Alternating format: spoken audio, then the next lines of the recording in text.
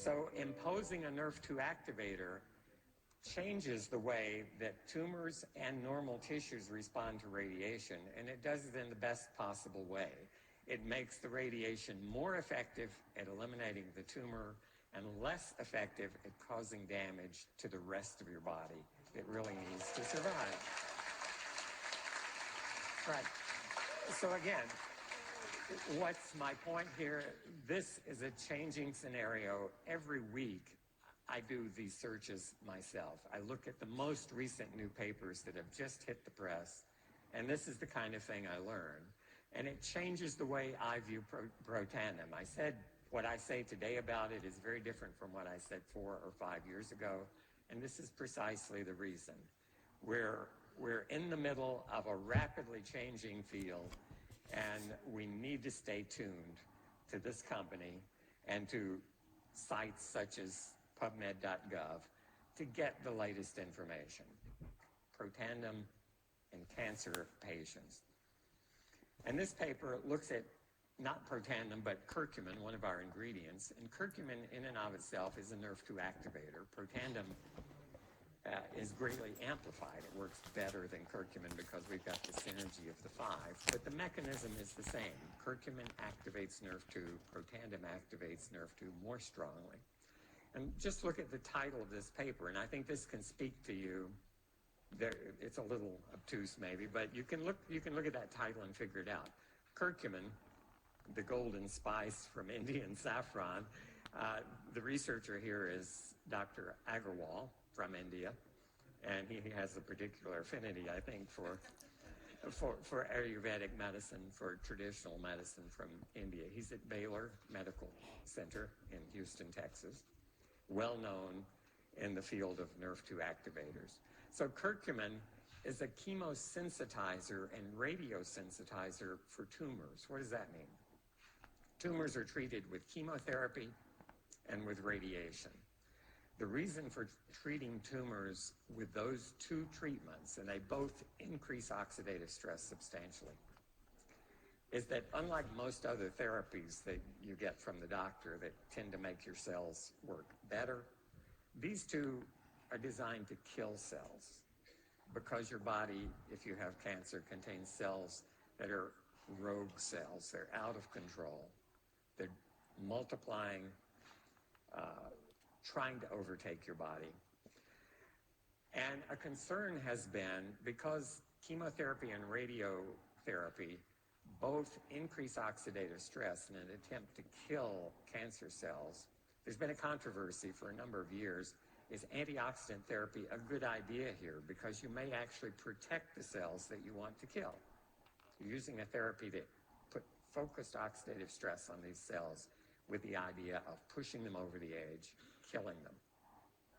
And therefore, I have recommended to everyone who's asked me for the last 5 years, should I take Protandim if I've got a cancer diagnosis, I'm about to undergo chemotherapy or radiation therapy? And my conservative response has been, because this is controversial, some scientists argue, don't do it because you may protect the cancer. Others have said, do it because you may protect the other tissues more than you protect the cancer. We didn't really have a definitive answer. This paper says activating Nrf2 actually sensitizes the tumors to radiation and to chemo. So it's going to have a bigger effect. Okay? And the other part of that title is just as important. Nrf2 activators are chemoprotectors and radioprotectors for normal organs. So imposing a Nrf2 activator changes the way that tumors and normal tissues respond to radiation, and it does it in the best possible way. It makes the radiation more effective at eliminating the tumor and less effective at causing damage to the rest of your body that really needs to survive. Right. So again, what's my point here? This is a changing scenario. Every week, I do these searches myself. I look at the most recent new papers that have just hit the press, and this is the kind of thing I learn. and it changes the way I view Protandim. I said what I say today about it is very different from what I said 4 or 5 years ago, and this is precisely the reason. We're in the middle of a rapidly changing field, and we need to stay tuned to this company and to sites such as PubMed.gov to get the latest information. Protandim is a Nrf2 activator, and I realize that doesn't say anything to you guys if you're not a biochemist or have a PhD in some biomedical science.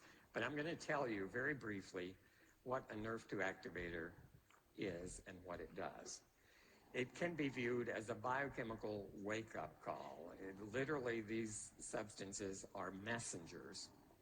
And the way Protandim acts, and many of you have seen this before, but this is the single summary slide of what Protandim does when it approaches a human cell. And so in the upper right there, you see something labeled Protandim. You've just taken a Protandim. It's found its way into your bloodstream. It's reaching every cell in your body. And when Protandim approaches any human cell, there are receptors on the surface of that cell. It's the analogy I use. It's like Protandim steps on your front porch, and it rings your doorbell. What happens inside that cell is there's a change occurring, just like when your chime goes off or your doorbell rings. Pushing the button outside has caused a change inside. In this case, an enzyme has been activated. An enzyme is a machine that does something chemically within the cell. In this case, it's a kinase. You don't have to remember that. And here it's signified by being activated. It turned yellow, but now it's turned on by Protandim. What does it do? Well, the important player here is that little red circle labeled Nrf2. That's the biochemical messenger that needs to send information to the DNA in the nucleus of every cell in your body.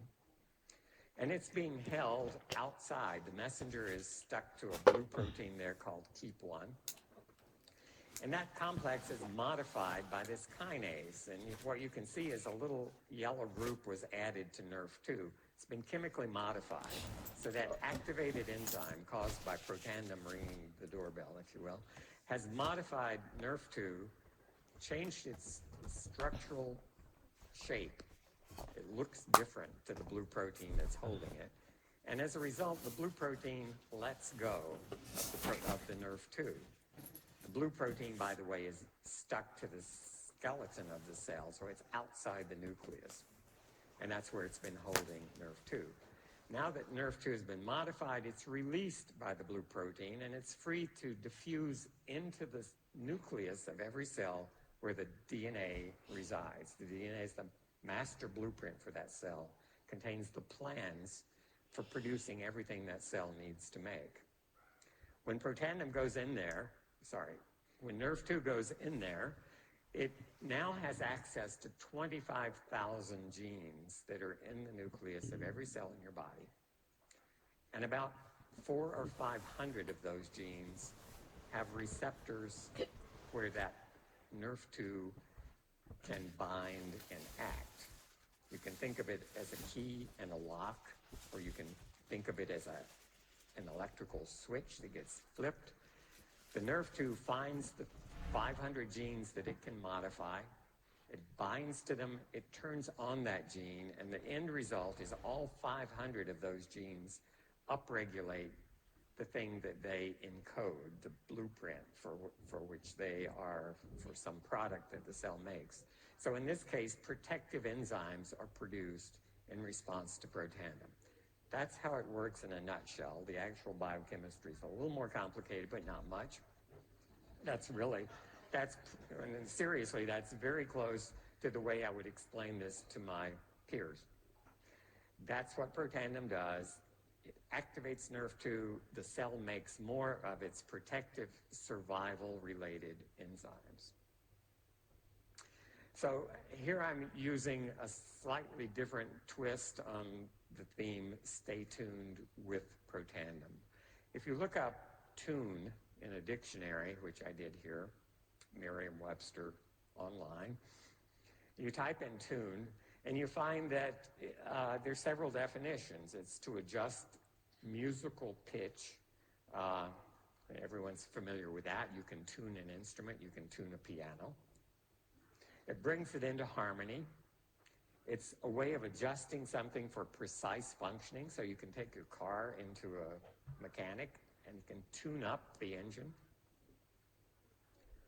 It's to make more precise, more intense, or effective.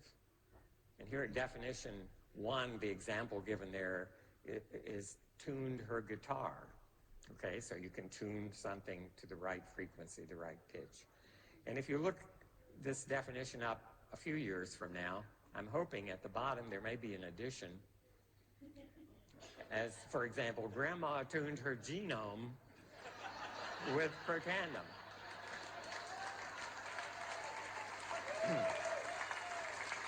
All right. Well, how is that going to work? Let me expand a little bit. A piano keyboard has 88 notes on it, and each note, you probably don't think about this even if you play a piano, but each note has an assigned frequency. You hit that note, you hear a tone that is a very precise frequency. Those are the actual frequencies for all 88 of those. They are defined, and if that key is not on that particular frequency, we would say that piano is out of tune, right? So let's suppose that in 1947, Grandma bought a brand new piano, and this is one chord from that keyboard, from the chord below middle C, so it's from low C to mid C, 13 notes. Each of them has a defined frequency, and when that piano was delivered to Grandma, every one of those 13 keys was right on, or very close to, the defined frequency for each of those notes. And as happens with pianos, let's assume that for whatever reasons, Grandma's piano spent 50 years in the attic. And maybe the grandchildren discover it, bring it down, dust it off, and check it out. Well, after 50 years in the attic, things had changed. And if you hit those 13 keys now, you'll find that they're not on the precise frequency. The piano is out of tune and needs to be brought back into tune. It needs to be tuned up by a guy who knows what he's doing. He will bring tuning forks. He will listen very carefully, adjust each of those keys until it's back where it should be. And the same thing happened to Grandma, by the way, in those 50 years. If you look at her genome, and instead of 88 keys, we're looking at 25,000 keys in the genome, where each key is one gene. And to be properly functioning, if we looked at Grandma's genome when she was 20 years old, no oxidative stress to speak of, those genes would have been in tune. These are the 400 genes, and this is real data from my laboratory, from human cells, 400 genes that respond most to Protandim being added to the culture medium. And the height of, there are 400 little bars here, and you can't see them individually, but the height of each one tells you how frequently that gene is being expressed, how often that blueprint is being called out of the nucleus of that cell and functionally translated into the product for which that blueprint encodes. This is the way those 400 genes are expressed when oxidative stress is low. So we could call this a properly tuned genome. Because you can't see the individual genes when there are that many, I've taken a little area in the center part of this randomly in that red box, which is about 63 genes, and we're going to look at that a little more closely. They're now spread out. You can see them individually. The name of each gene is on the bottom of the axis, and they don't mean much to you, and some of them don't mean much to me. Some of them, in fact, are of unknown function. We know the gene is there. We know its sequence. We don't fully understand what that gene does. But in other cases, we know exactly what it does, what disease it may be involved in. So this is, I think, 63 genes chosen just to be in the middle of that range. And this is how they're expressed when oxidative stress is low, specifically when protandem is in the medium. If we grow, and this is in a human cell line, if we grow these same cells without protandem under conditions that have oxidative stress, what do you think it looks like? It looks like that, okay? So that's equivalent to grandma's piano after 50 years in the attic. And the difference between that and this is protandem, all right? It's a dramatic illustration.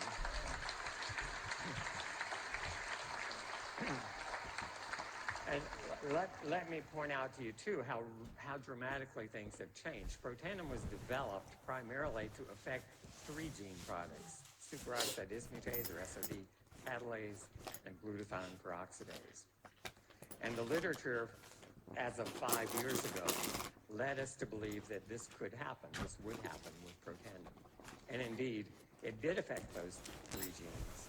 What we've learned in the last 5 years is that it affects not only those 63 genes, but these 400 genes, right? So 3 of those are SOD, catalase, and glutathione, or glutathione peroxidase. Have we realized that Protandim does a lot more than that? You bet. We went from 3 genes to 400 or 500 genes that we're now talking about. Each of those genes has its own story. And your eyes would quickly glaze over if I went through the first 200 of those.